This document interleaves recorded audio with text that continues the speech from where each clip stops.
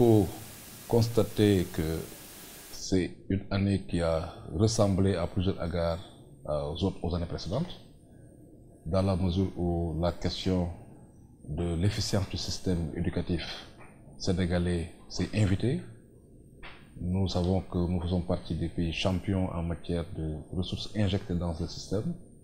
mais malheureusement les résultats tardent toujours à suivre, autour de 30-40% pour tous les examens. Cela est une préoccupation. Donc une année scolaire aussi paradoxale de par le fait qu'il y a eu évidemment plusieurs concertations qui ont été organisées pour mieux aborder l'année passée, mais malgré cela, nous nous rendons compte qu'il y a cette crise de confiance qui est encore là et cette crise des performances qu'il faut évidemment que nous avons aujourd'hui des défis à relever. La particularité positive de l'année passée, c'est le démarrage effectif des cours. Ça a été une année où, en termes de quantum horaire, le Sénégal a fait des pas importants et énormes, mais malheureusement une année aussi qui s'est très mal terminée avec la question des fuites de fraude et qui nous invite à devoir réfléchir sur les dispositifs d'évaluation, les dispositifs et au-delà, même voir d'autres aspects liés à l'orientation et la guidance scolaire. C'est une année aussi qui a confirmé que nous avons des communautés qui soient véritablement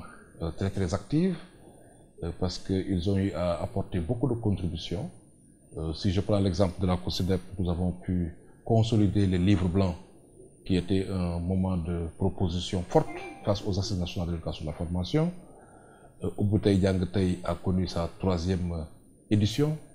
et qui a permis évidemment de voir des efforts importants faits par l'ensemble des acteurs.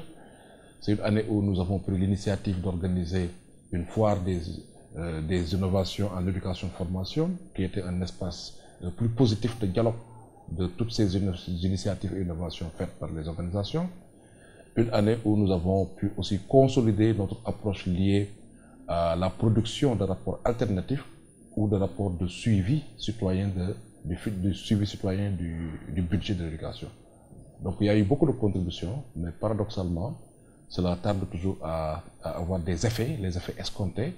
parce que nous, ce que nous appelons par effet, c'est que ça puisse impacter sur les performances des apprenants, qu'on puisse démocratiser la qualité et faire en sorte qu'au moins, comme on le dit en pédagogie, que 80% des apprenants puissent maîtriser 80% des enseignements apprentissages. Donc au total, nous pensons qu'il nous faut réfléchir encore sur tous ces dispositifs liés déjà au système d'orientation scolaire, au système d'évaluation, avoir comme dynamique de devoir évaluer tous les dispositifs et tous les processus que nous engageons, mais être résolu à être plus pragmatique dans les consensus que nous construisons à partir de concertations, tels que le dialogue entre les syndicats et le gouvernement, mais tel que aussi le dialogue avec la société sénégalaise à travers les assises nationales de l'éducation et de la formation. Donc voilà une année, je crois qu'il faut bien mûrir et pour nous permettre d'engager la nouvelle année 2018.